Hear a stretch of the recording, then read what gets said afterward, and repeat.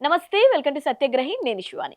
నేను అవినీతికి పాల్పడను, ఇతరులను అవినీతి చేయనివ్వను. ఈ డైలాగ్ ఎక్కడో విన్నట్టు గుర్తుంది కదా? అవును, మన ప్రధాని నరేంద్ర మోదీ ప్రతి స్టేజ్ మీద గర్జిస్తూ చెప్పే ఫేమస్ డైలాగ్ ఇది. 2019లో అయితే ఏకంగా మంత్రులకే ఆర్డర్ వేశారు. ఎవరైనా అవినీతి అధికారులుంటే లిస్ట్ ఇవ్వండి, నిర్బంధంగా రిటైర్మెంట్ ఇప్పించేస్తా అని స్విస్ బ్యాంకుల్లో ఉన్న బ్లాక్ మనీ తెస్తామన్నారు. అందరి అకౌంట్లో 15 లక్షలు వేస్తామన్నారు. అవినీతి అనే పదం వింటేనే అగ్గి మీద గుగ్గిలమయ్యే మన ప్రధాని ఇప్పుడు సడన్ గా మౌనముని అయిపోయారు. ఎందుకో తెలుసా? ఈసారి అక్రమాలు జరిగింది ఎక్కడో కాదండి, కోట్లాది మంది భారతీయులు ఆరాధ్య దైవం సాక్షాత్తు అయోధ్య రామయ్య గుడి విరాళాల్లో. ది వైర్ న్యూస్ వెబ్సైట్ పేల్చిన బాంబు చూస్తే భక్తుల గుండెలు ఆగిపోవాల్సిందే.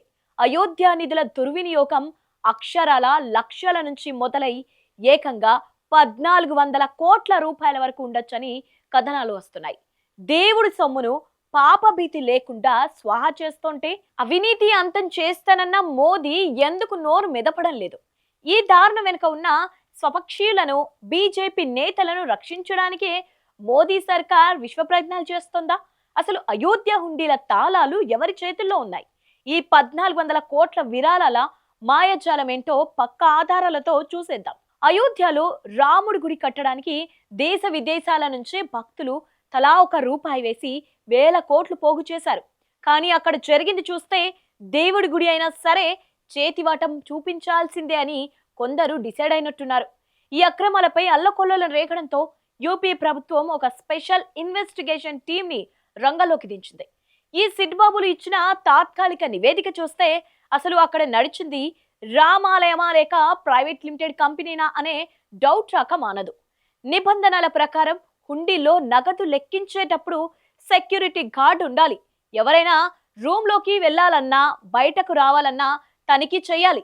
విరాళాల లెక్కింపునకు సంబంధించిన సీసీటీవీ ఫుటేజ్ ని కనీసం 180 రోజుల పాటు భద్రపరచాలి.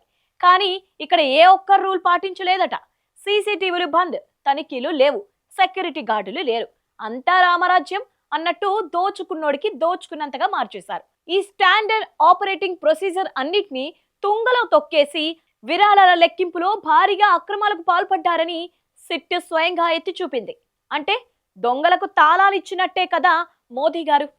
ఇక ఈ కథలో అసలైన ట్విస్ట్ ఏంటంటే, శ్రీరామ జన్మభూమి తీర్థ క్షేత్ర ట్రస్ట్ ప్రధాన కార్యదర్శి చంపత్ రాయ్.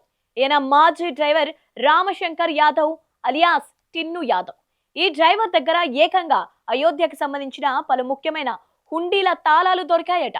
ఎంత నమ్మకస్తుడైనా డ్రైవర్ చేతికి కోట్లాది రూపాయల హుండీల తాళాలు ఎలా వెళ్తాయి? ఆ డ్రైవరే ఇప్పుడు ఈ కేసులో మెయిన్ నిందితుడిగా మారి అరెస్ట్ అయ్యాడు. ఎప్పుడైతే ఈ విరాళాల దుర్వినియోగం వ్యవహారం ముదిరి పాకాన పడిందో ట్రస్టులో ఉన్న పెద్ద తలకాయల వికెట్లు పడిపోయాయి. చంపత్ రాయ్ తో పాటు ట్రస్టీ అనిల్ మిశ్రాలు తమ పదవులకు రాజీనామా చేసేశారు. శనివారం నాడు ట్రస్ట్ కూడా ఈ రాజీనామాలను కన్ఫర్మ్ చేసింది. భక్తుల్లో విశ్వాసం తిరిగి పొందడానికే ఈ రాజీనామాలు అని ట్రస్ట్ ఒక స్టేట్మెంట్ ఇచ్చింది. అంటే అర్థమేంటో తెలుసా? లోపల ఏదో గట్టిగానే జరిగింది, అందుకే బుకాయించుకోలేక పరువు పోకుండా ముందే తప్పుకున్నారన్నమాట. మరి ఇంత జరుగుతున్నా ఢిల్లీ నుంచి ఎలాంటి మనకి బాత్ వినిపించడం లేదేంటో.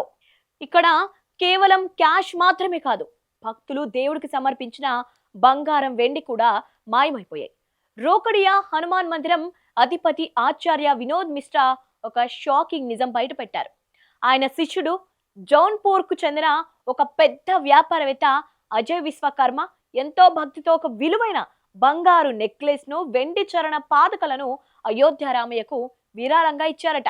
వాటిని స్వీకరించిన చంపత్ రాయ్ మాజీ డ్రైవర్ టిన్ను యాదవ్ స్వామివారికి అలంకరించిన తర్వాత ఫోటోలు పంపుతా, రషీద్ ఇస్తాని నమ్మబలికాడు.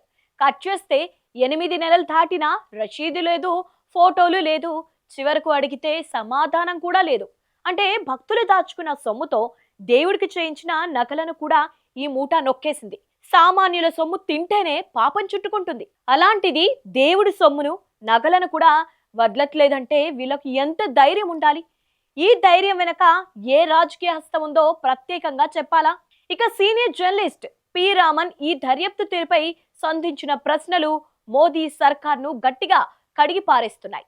ఇంత పెద్ద స్కామ్ జరిగితే అసలు ఒక్క ఎఫ్ఐఆర్ కూడా నమోదు చేయకుండా 12 రోజుల పాటు సిట్తో డ్రామా దర్యాప్తు చేయించడం ఏంటని ఆయన ప్రశ్నించారు. సాధారణంగా ప్రతిపక్ష పార్టీల నేతలపై చిన్న ఆరోపణ వస్తే చాలు ఈడీ, సిబిఐ, ఐటీ అన్ని రంగంలోకి దిగిపోతాయి. తెల్లవారకు ముందే అరెస్టులు అయిపోతాయి.